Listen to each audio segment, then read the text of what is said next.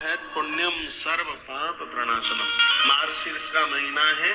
जैसे कार्तिक में रोज आपने भगवान को तुलसी चढ़ाई है, इस मार्गशीर्ष में पूरे महीना आंवला की पूजा करना और भगवान को चंदन रोज चढ़ाना। दिया तो जलाना ही है। चंदन जितने भी मुझे सुन पा रहे हैं सुन लीजिए। आंवले की पूजा रविवार के दिन उसमें पानी मत सींचिएगा आंवले को। वैसे आप बंधन कर सकते हैं, परिक्रमा कर सकते हैं। आंवला की परिक्रमा 4 लगती है, आंवले की 4 परिक्रमा लगती है और सब आपके पुण्य अक्षय हो जाएंगे। मार्गशीर्ष में आंवल की बड़ी महिमा है, भारी मात्रा है। माघ के महीने में बेल वृक्ष की बेल की बड़ी महिमा है। जब माघ का महीना आएगा तब मैं निवेदन कर दूंगा आपको। वैशाख के महीने में जल पिलाने की बहुत बड़ी महिमा है और मार्गशीर्ष के महीने में भंडारे की अन्न की बहुत बड़ी महिमा है। ये मैंने वराह पुराण से आपको बोला था। साग सब्जियों का दान करने की बहुत बड़ी महिमा है इस महीने में। जो मार्गशीर्ष का महीना है, माता शाकंभरी बड़ी खुश होती है। किसान लोग सुन पा रहे हैं, फसल पर ओला नहीं पड़ेगा, फसल सूखेगी नहीं, नष्ट नहीं होगी।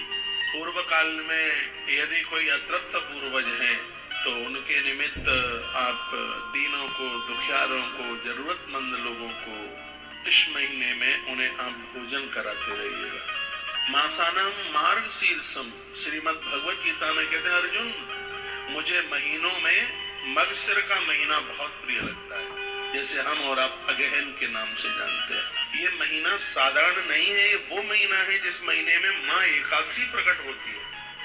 इसी महीने में माँ एकादशी प्रकट होती है। इसी महीने में भगवान प्रभु श्री राम जी का विवाह महोत्सव मनाया जाता है और इसी महीने में वृंदावन में भगवान बांके बिहारी जी महाराज प्रकट होते हैं। शुक्ल पक्ष की पंचमी आएगी, अगेन शुक्ल पक्ष पंचमी।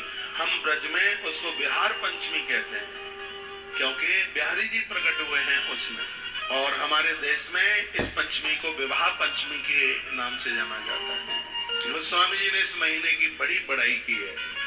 प्रभु श्री राम जी का विवाह हुआ है इस महीने में। श्री बांके बिहारी जी महाराज प्रकट हुए हैं इस महीने में। मार्गशीर्ष, मासानाम मार्गशीर्षम, एकादशी मैया प्रकट हुई है इस महीने में। मैं तो कहूंगा हर रोज 11 की कथा आप उतना बस सुनते रहिए। पूरा 26 न हो पाए, मैं रोज पढ़ूंगा।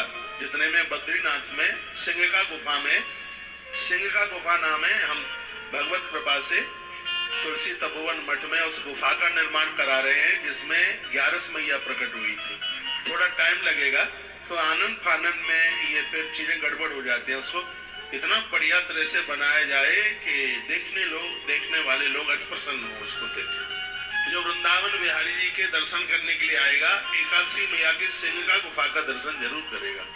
बद्रीनाथ में वो गुफा थी, सिंह का नाम है उसका, उसमें एकादशी 11 मैया प्रकट हुई। तो एकादशी मैया की जो प्रकट की कथा है, उत्पन्ना एकादशी की, इसको रोज पढ़िए, पूरा 30 दिन पढ़िए। मैं तो आपके पक्ष में हूँ, वही बात आपको बताऊंगा जिसमें पुण्य बढ़े। तो इस कार्तिक के महीने से मार्गशीर्ष को कम मत आंकिएगा, ये बड़ा दिव्य है। आपसे बन जाए तो एक ब्राह्मण को रोज आप भोजन कराते रहिएगा इस महीने में। गरीबों को, दीनों को, दुखियारों को मंदिर जाकर के कुछ दे के आ जाइए। आंवला अपने किसी एक गमले में लगा लीजिए या आसपास कहीं है, एक दिया जला के, सुबह ही एक दिया जला के आ जाओ, 4 परिक्रमा करके आ जाओ, थोड़ा सा सूत कलावा बांध दो उससे। आंवले का बड़ा प्रभाव है। भगवान नारायण ही आंवला के रूप में प्रकट हुए हैं और गीताकार कहते हैं कि स्वयं कृष्ण ही, भगवान श्री कृष्ण ही मार्गशीर्ष के रूप में है। ऐसा समझ लो जो मगशिर का महीना है वो कृष्ण ने अपने तेज से प्रकट कर दिया इस महीने। मासाना मार्गशीर्षम, मासों में ये महीना बड़ा उत्तम है। जैसे पिछले महीने में दीपदान की बड़ी महिमा थी, तुलसी पूजन की बड़ी महिमा थी, इस महीने में भगवान को चंदन चढ़ाने की, चंदन लगाने की या चंदन के पानी से भगवान को स्नान कराने की बहुत बड़ी महिमा है। चंदनम महत् पुण्यम सर्व पाप प्रणाशनम। चंदन तो महान पुण्य देता है, सभी पापों को जला करके राख कर देता है। हाथ से हो जाए तो आंवले की लकड़ी पर रोज ओम नमो भगवते वासुदेवाय तो इस मंत्र से आहुति डालिए, हवन कीजिए आंवल की लकड़ी पर। हाँ, रविवार को छोड़ करके एक आंवला रोज खाते रहिए। डायबिटीज नहीं है तो मीठा आंवला भी चलेगा, नहीं तो मीठा मुरब्बा खाओगे तो डायबिटीज बढ़ जाएगी, उसमें मिठासता ज्यादा है। आंवल इस महीने में बहुत विशेष है, दिव्य है। चंदन एक कटोरी में पानी लें, उसमें थोड़ा चंदन डालें और उससे भगवान को आप स्नान करें। पंचामृत से तो आप नहलाते ही है, लेकिन उसके बाद चंदन से ये सब आप करें। हम आज सब किया है हमने, ये नहीं है कि सब आपको ही बोलने के लिए, आपको बोलने से पहले तो मैं आरंभ कर देता हूँ ये सब। अभी एक प्रोग्राम में जा रहा हूँ, वहां से लौटूंगा तो गौशाला जाऊंगा, पूजन करूंगा आंवला के वृक्ष का, परिक्रमा लगाऊंगा, दिया जलाऊंगा।